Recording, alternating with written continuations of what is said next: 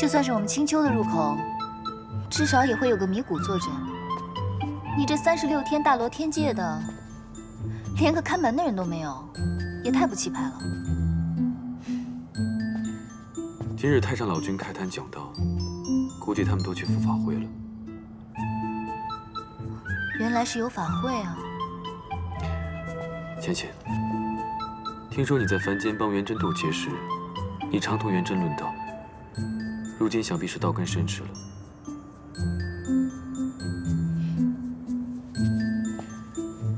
太上老君这数万年来，讲遍天上无敌手，在高处不胜寒这个境界，已经站得十分孤单。此番你上天，正好可以与他辩上一辩。好说，好说。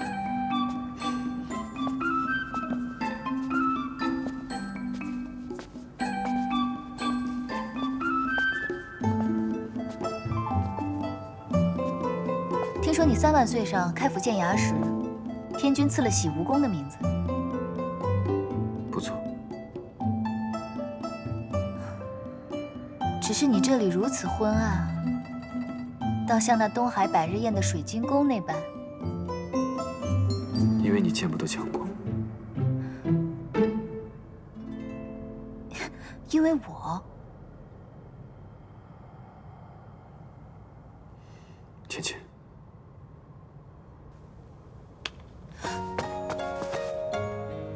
我带你进去。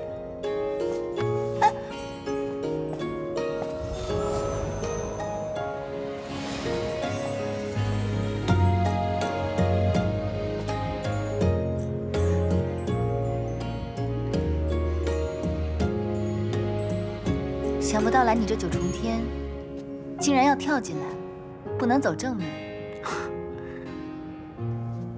若走正门，定会将大大小小一院子全惊动了，呼呼喝喝的甚讨人厌，哪有跳墙来的方便？是这么个道理。啊，对了，今天我们来得早，还没到那个嘉云小仙来送文书的时辰。你该不会是没有告诉他，不要将文书送到青丘，让他白跑一趟吧？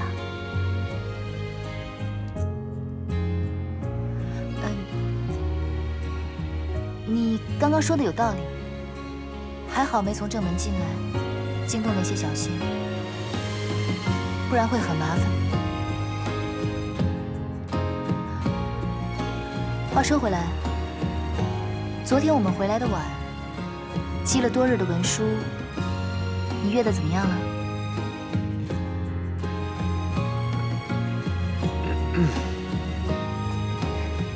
总瞧着这太子比东华那等板正的神仙还要严肃沉稳，今日却能流露出这么一番少年人才有的神色来，着实不易。我有件事与你商量。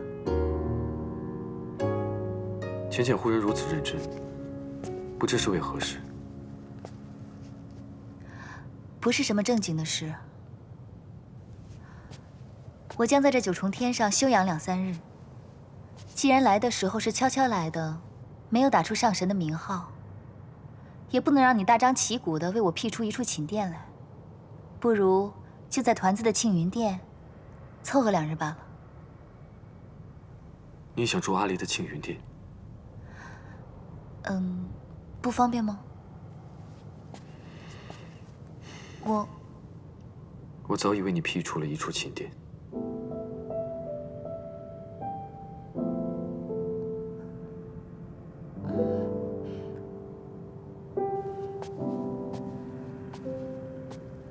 啊，对了，我师父的事，外人不会知晓的。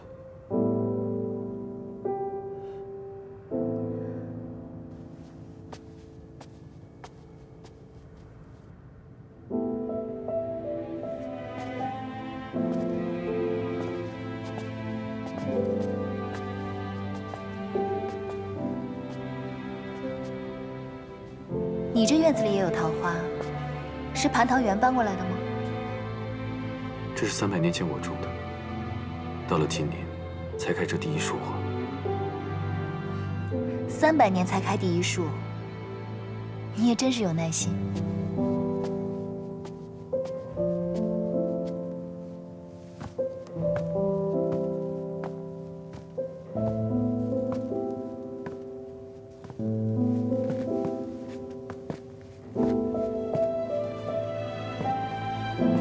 一览芳华，真是个好名字，跟你这洗蜈蚣倒是很配。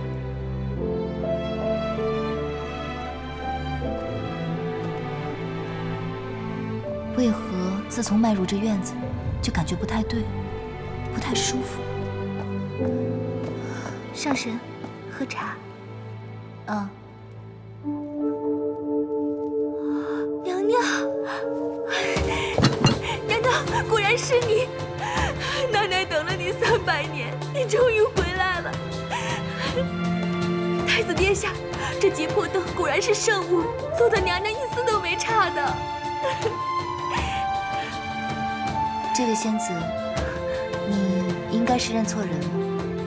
老身是青丘的白浅，并不是你口中的娘娘。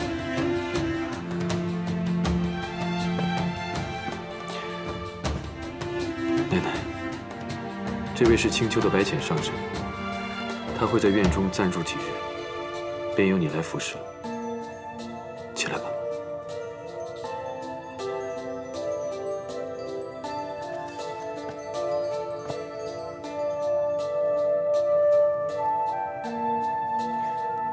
上神待会儿会去灵宝天尊的天泉洗浴，你先去做好准备。是。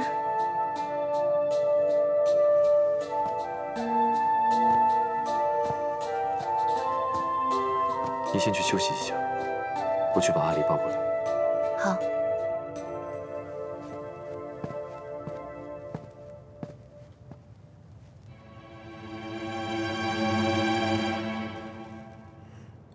什么？白浅上神来了九重天？是啊，娘娘，刚才进了南天门，如今已经入了一览芳华了。你说什么？一览芳华？那个地方，君上不是从不让人靠近的吗？是啊，娘娘，奴婢也觉得很奇怪。按理说，这君上300年来，一直都护着那个凡人住的地方，如今怎么突然就准许别的女人来住？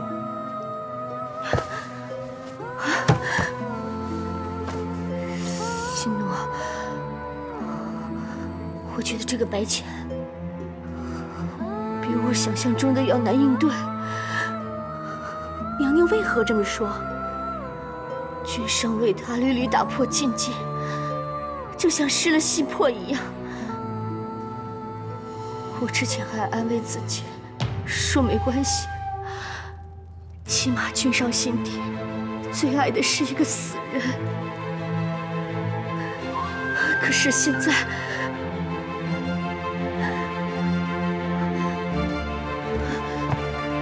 心奴，你会帮我的，对不对？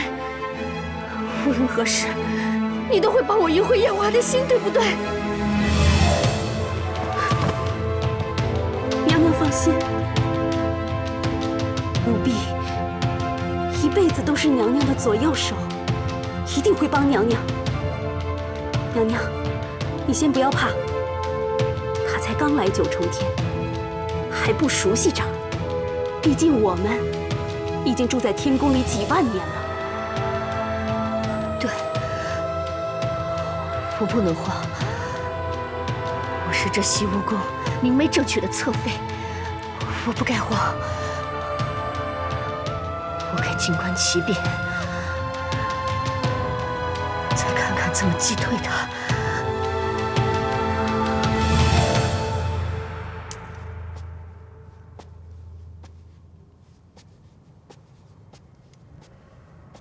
你们太子殿下一直这么喜欢桃花吗？我家娘娘很喜欢桃花，她走后，太子殿下就栽了满院子桃树。你说的是阿离的娘亲？上神也听人说起过。我初次见到阿离的时候，他就已经告诉我了。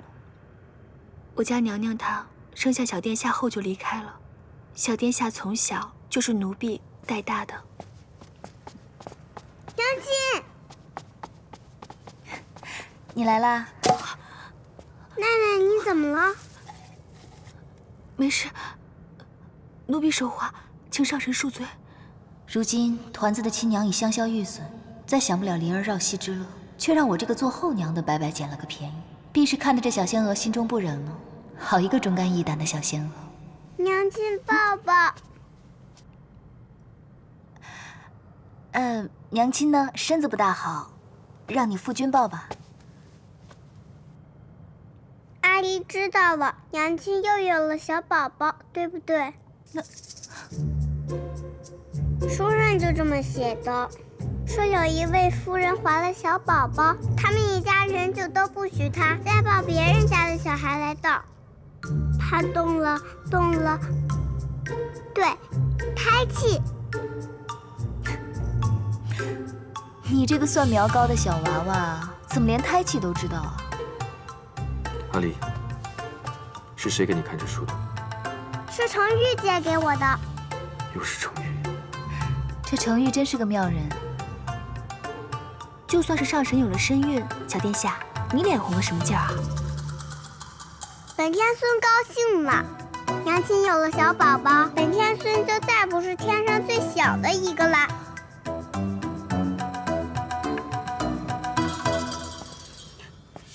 倩倩，不如大婚后立刻生一个。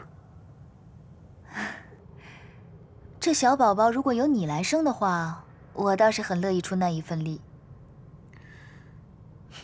既然阿离也来了，不如我们一起去上清境吧。走。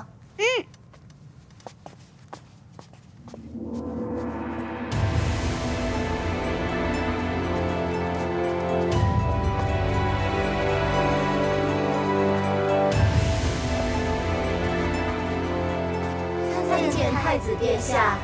夜华，若是用你正妃的名义来这泡，能有几个仙娥引路10个，怎么了？我觉得我的接品不升反降，这可不是笔好买卖。若是我们继任了天君天后，便有24个仙娥为你引路，再添上4个心灵手巧的，给你错配。这听起来还不错。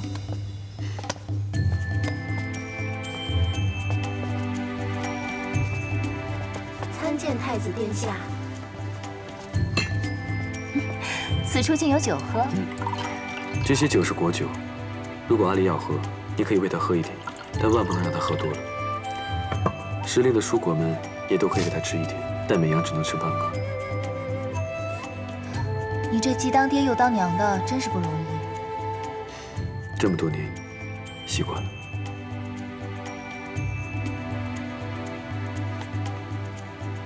你这幅扇子上面的桃花画得挺好，但缺了应景的诗词。不如你先泡着，我去给你提好词，你来书房找我。好。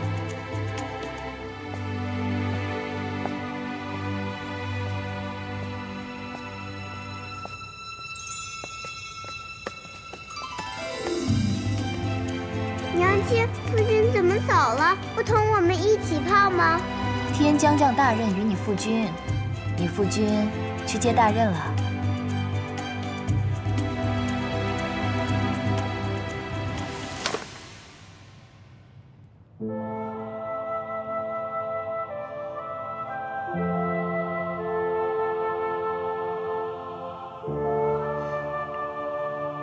为凡人时你就喜欢桃花，没想到身为上神的你，依旧不该喜好。倩倩，我自欺欺人也罢，你擅长掩饰也罢，虽然我和你之间的情分，比你当年和墨渊浅了许多，但你是我夜华此生唯一爱过的女人。我愿等你，等你忘记墨渊，真心爱上我。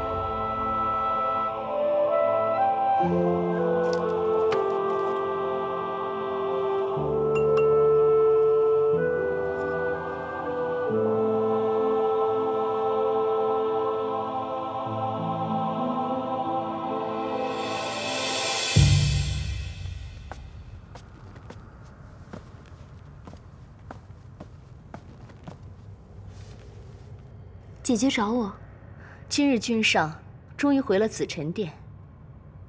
你若不把握机会，就不能怪我不帮你了。姐姐的意思，妙清不大明白。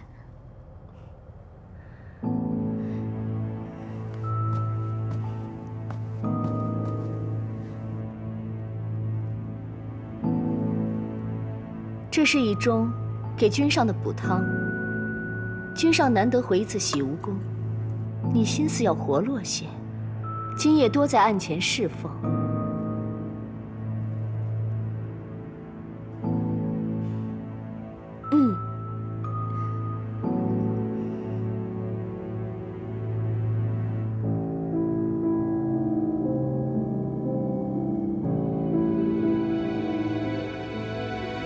如若君上动怒，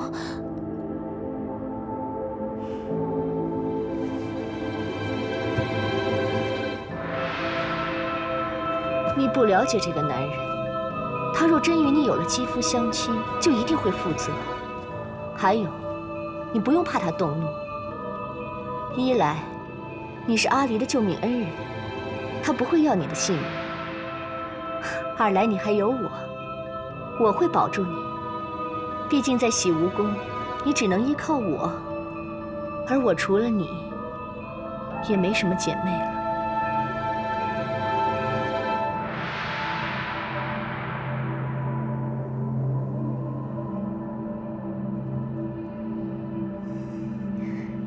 谢谢姐姐。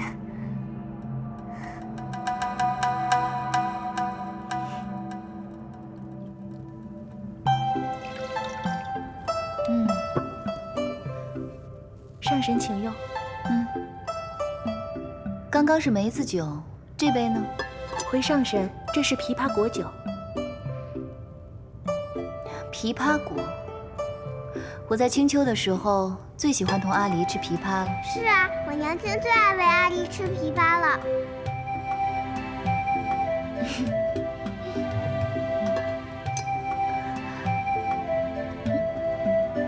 醉了啊？身上这么滚烫，看来不是装的，这也太不胜酒力了吧？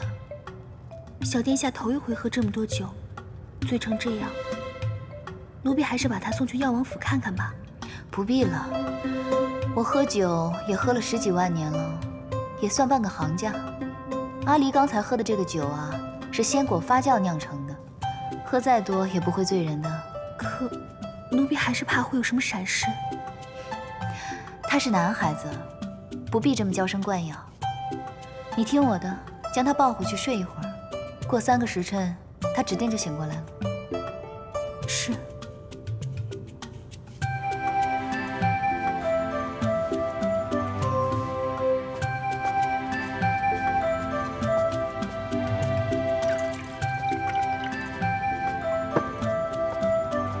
上神请用。这小婢女竟对救主如此忠心，她的救主已经走了有2、300年了吧？回上神，奴婢并不清楚洗无宫的事。太子宫中的事情，你们都不知道吗？奴婢只听说当年洗无宫发生了桩事儿，当时的仙娥和侍卫们都被天君贬居下界仙山了。看来天君为了掩盖这件事，还真是想得十分周全，连仙娥都换了。难怪我在青丘只听说夜华极宠爱素锦，宫中再没有任何妃子，才理所当然地以为他唯一的儿子是素锦生的。老身此番初次来到天宫，并不熟悉这里的路，还请这位仙娥带路，去太子殿下的书房。上神请随奴婢来。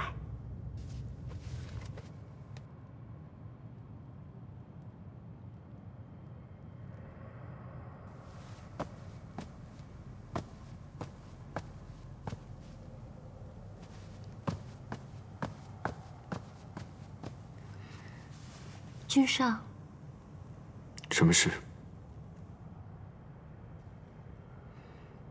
奴婢等君上很久，好不容易等到君上回来，不知君上能否听奴婢说几句话？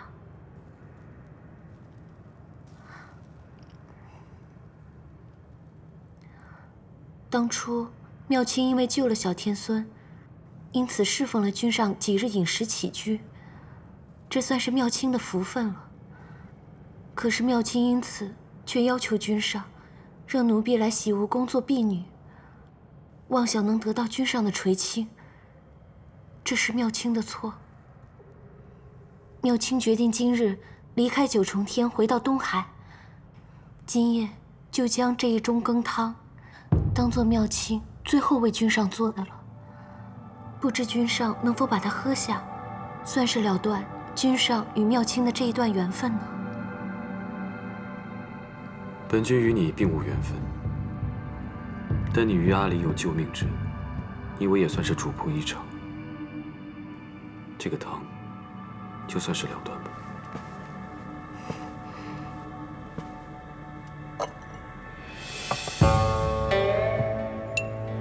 不必了。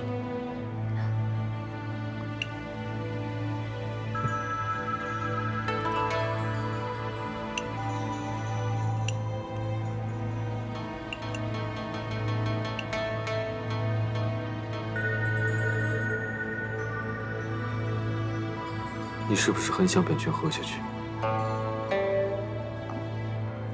这汤是妙清亲手做的，自然希望君上能够喝下去。这也是妙清的一番心意。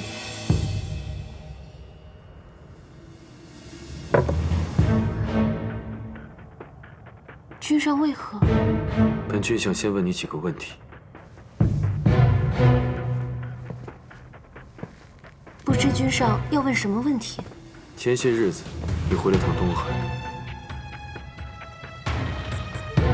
妙清因为很想念兄长，所以回去探望。你可知道，你去探望兄长那日，东华帝君正在凡间渡劫。不知道。那日东华帝君在凡间被人推了下去，同时白浅上神也被人推了下去。他当时周身法力被本君所封，险些淹死。是吗？好险。是好险。你可知道白浅上神在这四海八荒是什么样的身份地位吗？青丘、天族都不会放过推他的那个人。妙清，你真不害怕你们东海你的兄长会因此获罪吗？你真不怕你会因为谋害上神被永坠畜生道吗？妙清一时糊涂，求君上恕罪。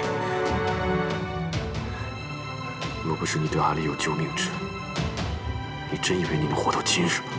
是妙清糊涂，求君上恕罪，君上恕罪啊！再来，你告诉我，这汤里面放的什么？这汤里是能让君上喝下之后与妙清欢好。这么厉害，谁给你的？是奴婢从凡间买的。凡间？你真以为凡间这种药对本君管用吗？妙清只是……君上，臣妾听宫娥们在议论，说君上在责罚妙清妹妹，也不知妹妹究竟犯了什么错，但想必一定是并无恶心，可能是太过思慕君上所致。还望君上能看在妹妹曾救过阿离的事情上，饶过她这一次吧。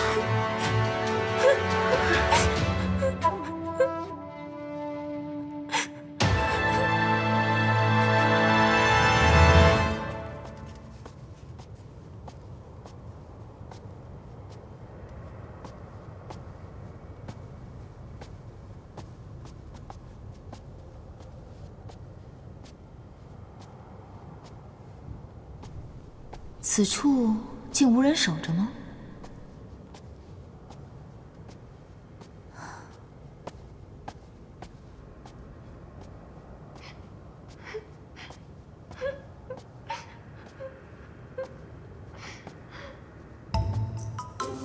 该不会当头鸿运又让我撞上别人闺阁斗趣吧？夜华虽冷漠沉稳些，到底血气方刚。这天上的一众仙娥又都生得不错，但夜里对着一案的枯燥公文，定然十分烦闷。晃一抬头，见着一位眉目似画的小仙娥在一旁红袖添香，自然是要云雨一番。我还是避一避吧。浅浅，你这一来一去的到底要做什么？那扇子我已经贴好词了，你进来拿吧。罢了，倒是要看看你能瞧上的仙娥是如何仙姿。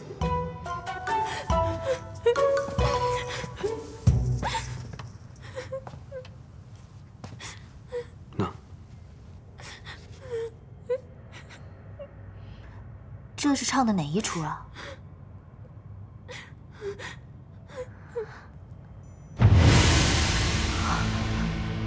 好美的一双眼。可惜这小仙娥虽生的也不错，却配不上这双眼。你这双眼睛，生的倒是不错。叔叔，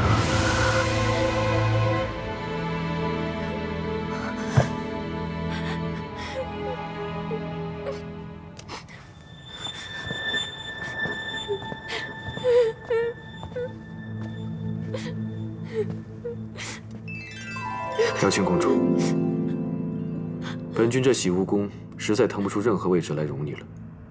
明日一早，你便回东海。只要你不再做什么出格的事，本君对过去既往不咎，也算是还上阿离的救命恩情。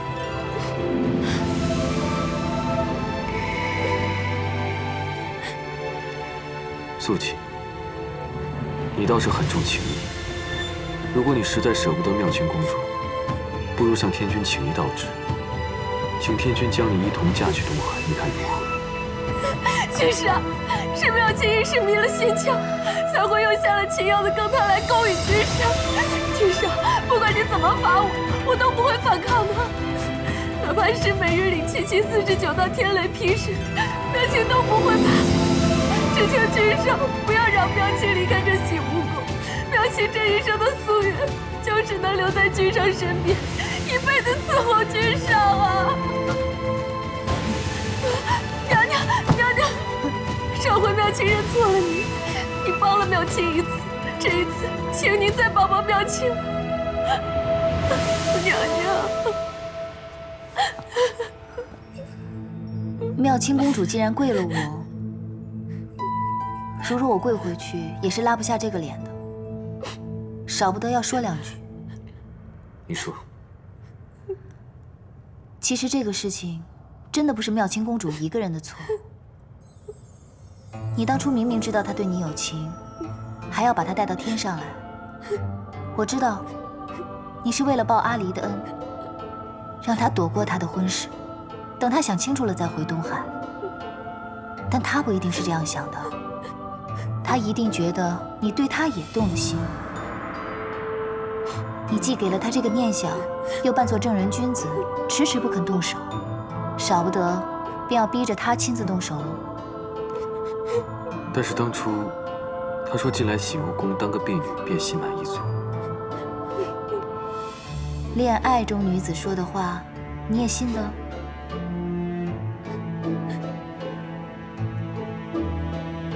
听老身一句话，还是尽快回东海吧。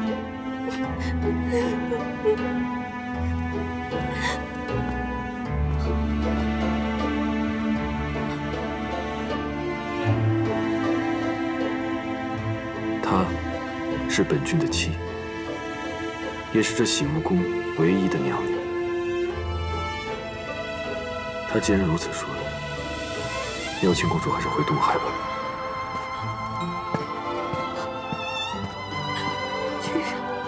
君上，君上！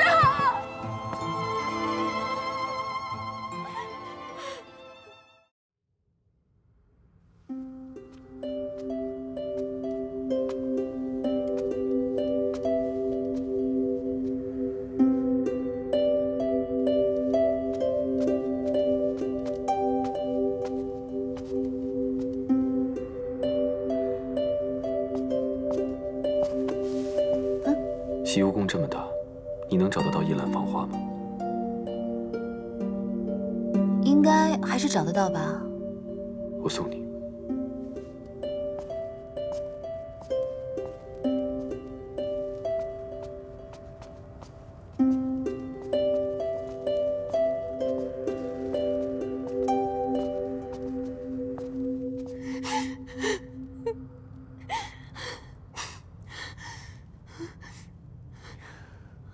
娘娘，娘娘，求娘娘求求君上，都是娘娘让妙清这么做的呀！娘娘，你说，是本宫让你这么做的？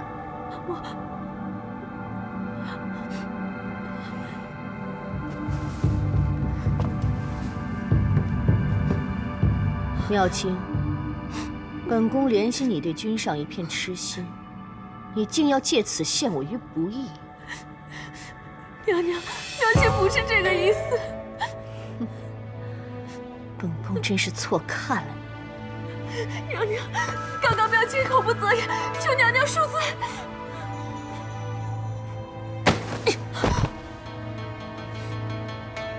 既然君上已经让你离开，你也别耽搁了，现在就走吧。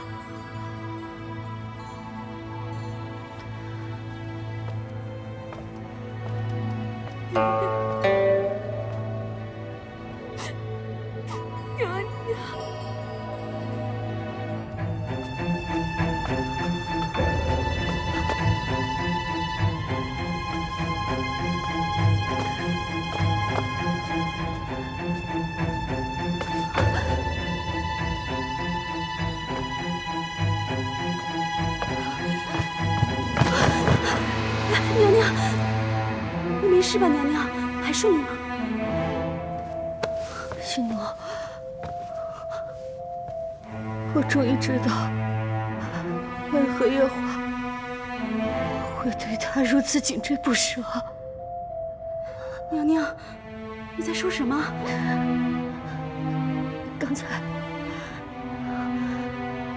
我刚才看到了青丘白浅，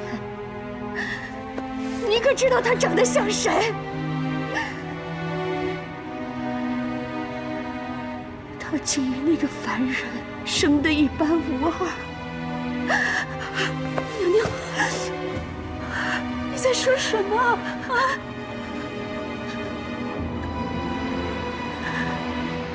素素，就是素素，他竟和那个素素生得像极了。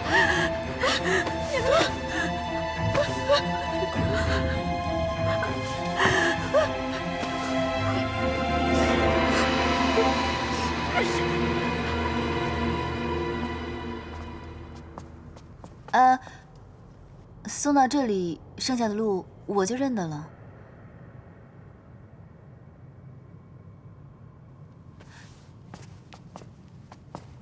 哎，接下来的路我真的认得了。我送你到这里面，不是真的为你带路，我是想问你，你为什么让那个公主回东海？不是你也希望她回东海吗？只是因为如此吗？你这样问我，我倒不知该怎么答你了。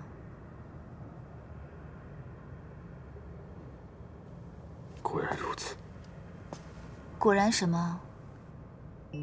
我没有忘了之前对你的承诺，我会记得帮你纳几房侧妃的。只是，既然你不喜欢这公主，那便让她回东海就是了。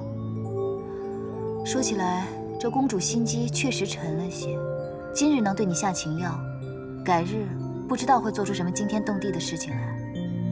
这后宫还是清静点的好，你说呢？我原本就不该问你这话，方才将你叫入屋内，是为了让你促一促，却未想到你由始至终只是在看热闹。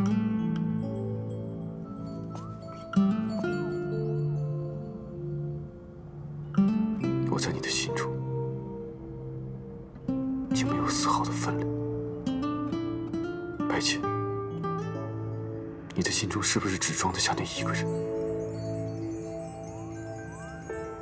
你要等他等到何时？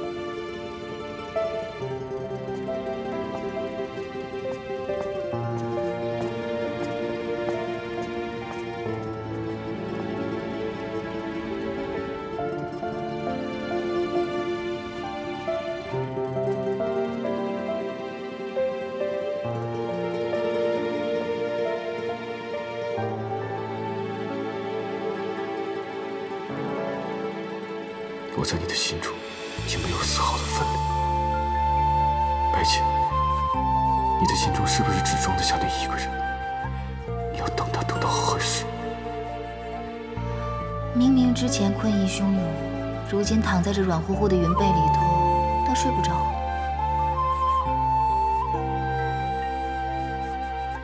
我在你的心中已经没有丝毫的分量。白浅，你的心中是不是只装得下那一个人？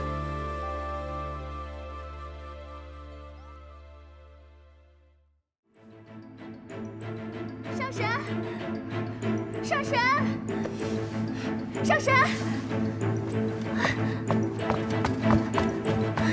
上神！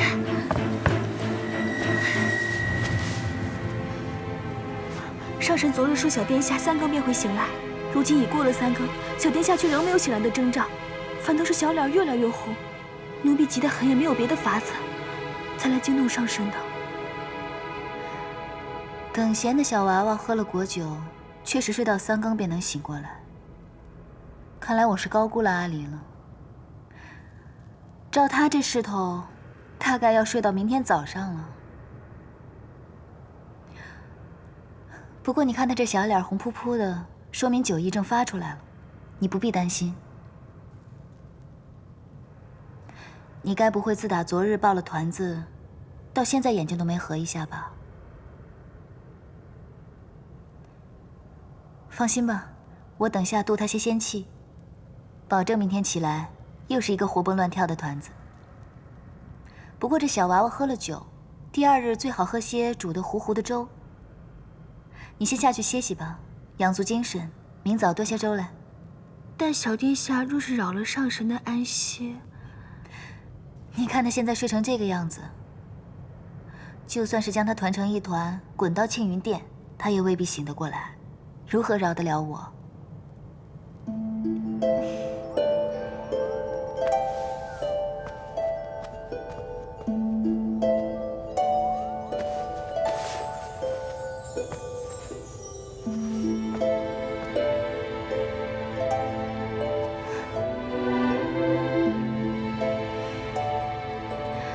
照顾小孩子真不是件容易事，这夜华也真是颇有耐心呢。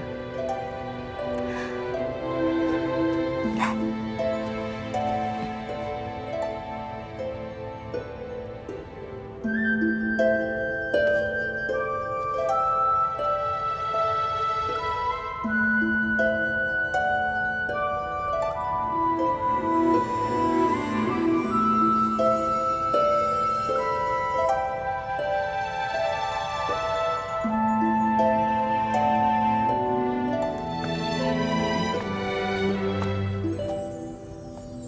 小殿下还未醒过来。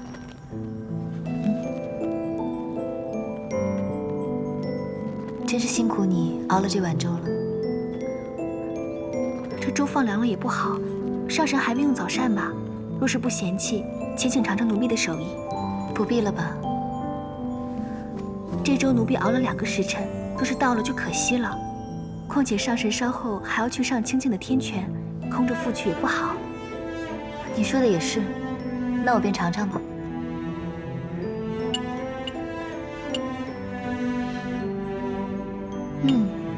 果真是好手艺。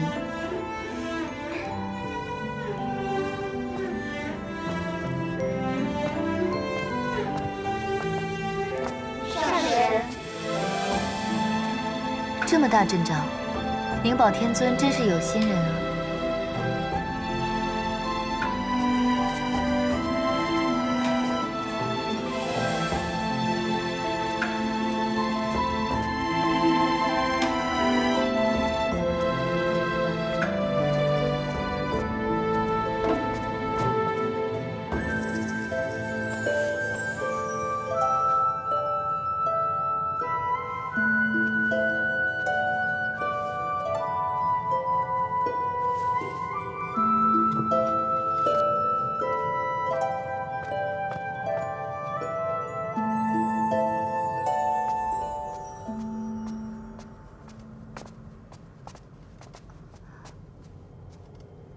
娘娘，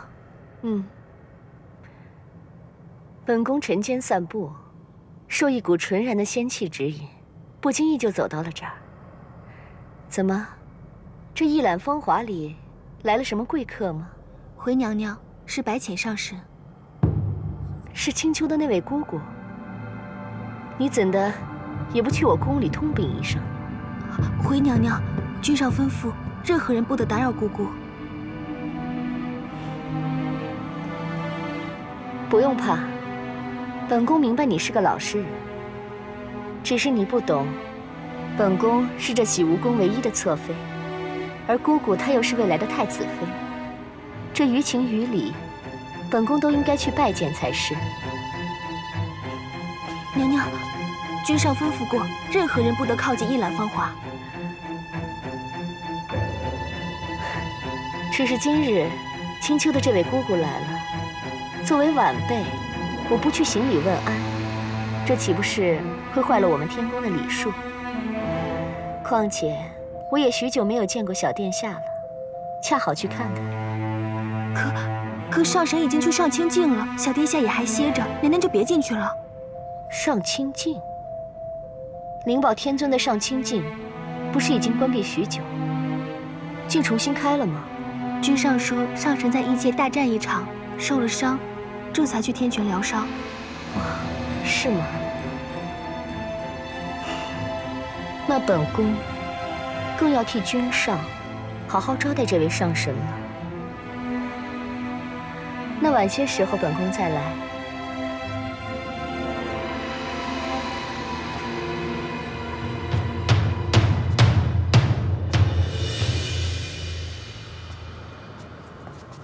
我当初一见他，便晓得他是个不安分的。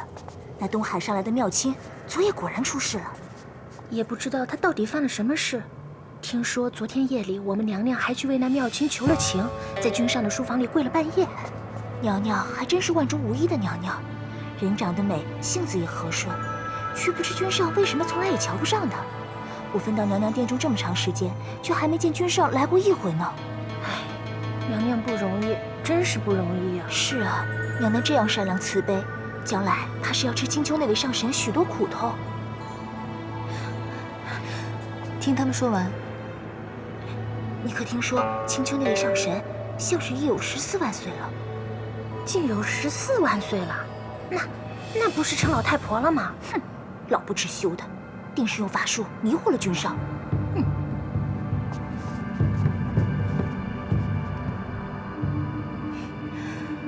我依稀记着，这天宫里有一道规矩，是不得妄议上神，是不是？是。这两个宫女太不像话了，惹怒上神。动怒倒是没有，只不过偶然听到别人这样说，不大顺耳罢了。虽然我是不太计较，但这天宫这么大，总是要让人知道，这规矩立在这儿不是当摆设的。你们说是吗？上神说的是。而且这后宫呢，最忌讳热闹。我看这两个小仙娥也是性子太活泼了些，恐怕不适合这份差事。不如你们挑拣挑拣，帮他们另谋份差事吧。是。今日阿离也不在，我自己在这天泉也是无趣。你们在此候着吧，我去挑几本书来。是。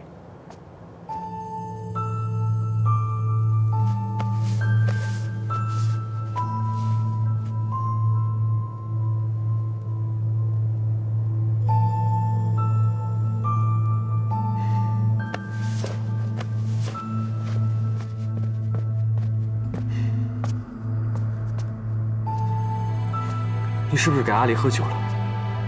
他从昨天下午睡到现在都没醒，到底怎么回事？我不过昨天多喂了他2壶果酒，让他醉了个酒罢了。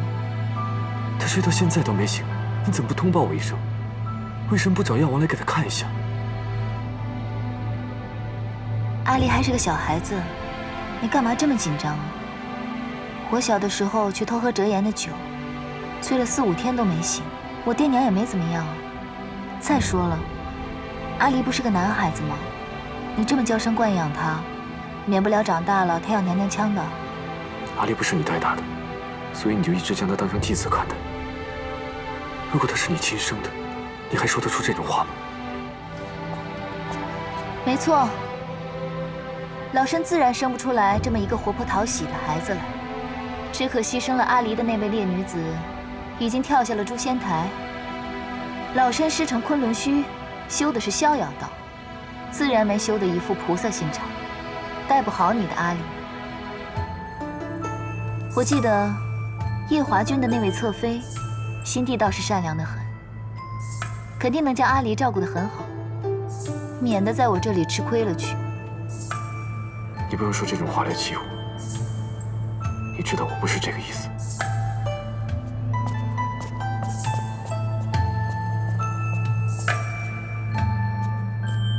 一大早就被2个天族的奴婢鞭排也就罢了，回来还要被天族的太子教训。我来此处是养伤的，又不是受气的。上神，上神可见到方才是谁从这院子里出去了？怎么了？慢慢说。上神责罚奴婢吧，都是奴婢的错。上神对小殿下这般好，就算是奴婢的主子再生，也会感念上神的。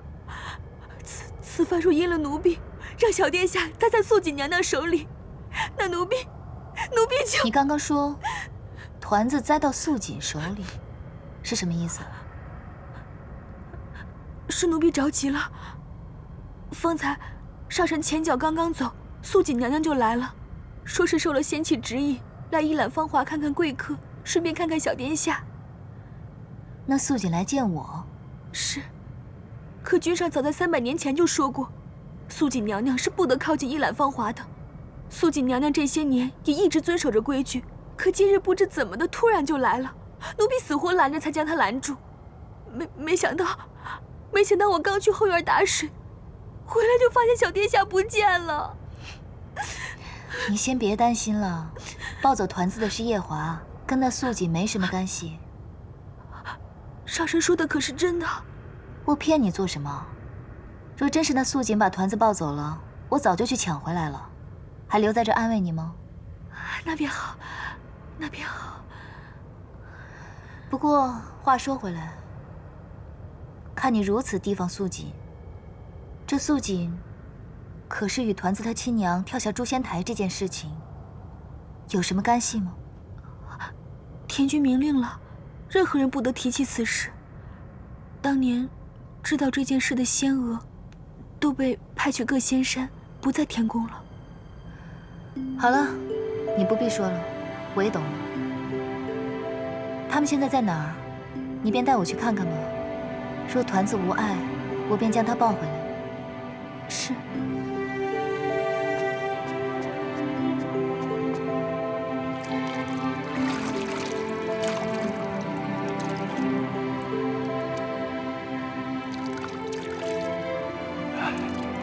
君上不必担心，小殿下只是酒量太浅，没什么大碍，在这醒酒汤里泡一泡，黄昏之前就能醒过来了。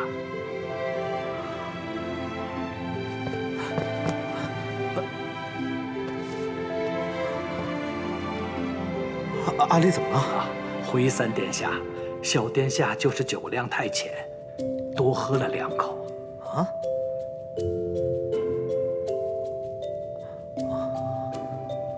好，你先下去吧。是。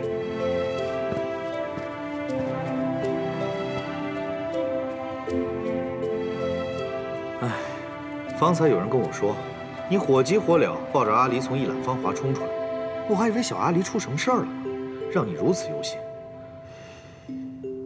啊。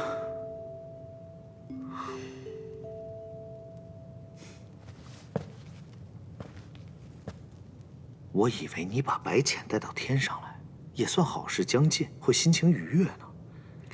可看你这脸色，也没好到哪儿去啊。是因为要做新郎官焦虑了？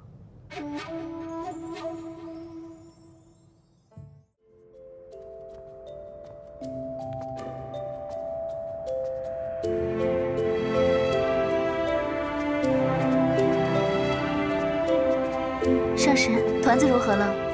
回上神，小殿下如今已醒了。醒来了，为何不跟你一道回来？君上说，小殿下方才泡了药汤，今夜就留在紫宸殿了。那今天就不送过来了？罢了，我还是去看看吧。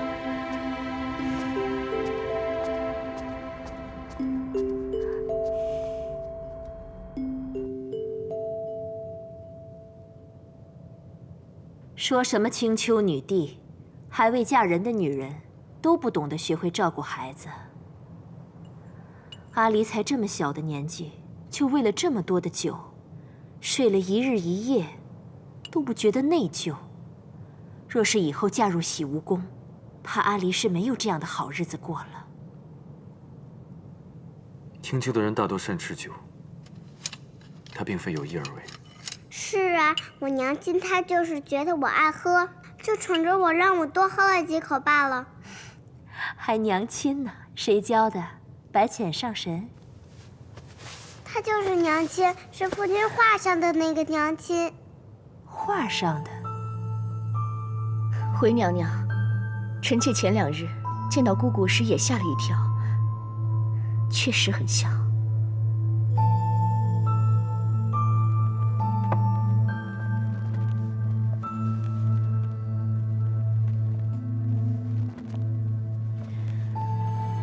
总想让你忘了300年前的事情，如今你心里有了这个上神，本宫反倒忐忑不安。夜华，你告诉娘，你是心里真有这位青丘白浅，还是把他当做那个凡人了？母妃多虑了，夜华的妻子便是天君赐婚的白浅，儿臣从未把她当作别人。那就好，那就好。你作为侧妃，于情于理都应该拜见一下这位上神。臣妾今日便去了。不巧，姑姑她去了上清境天泉，明日一早，臣妾便再去一趟。好。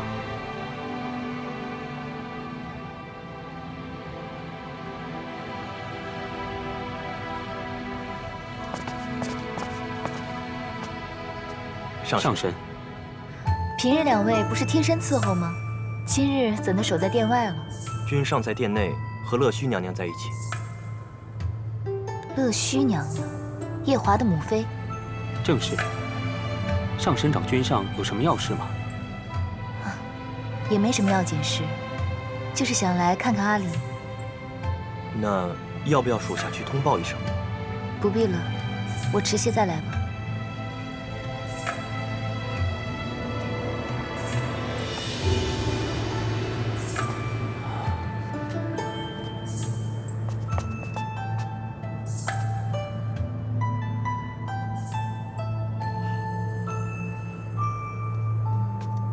母妃您真是总是取笑臣妾。你都嫁入洗梧宫300年了，肚子还没什么动静，我不该问问吗？娘娘，这事又不是臣妾说了算。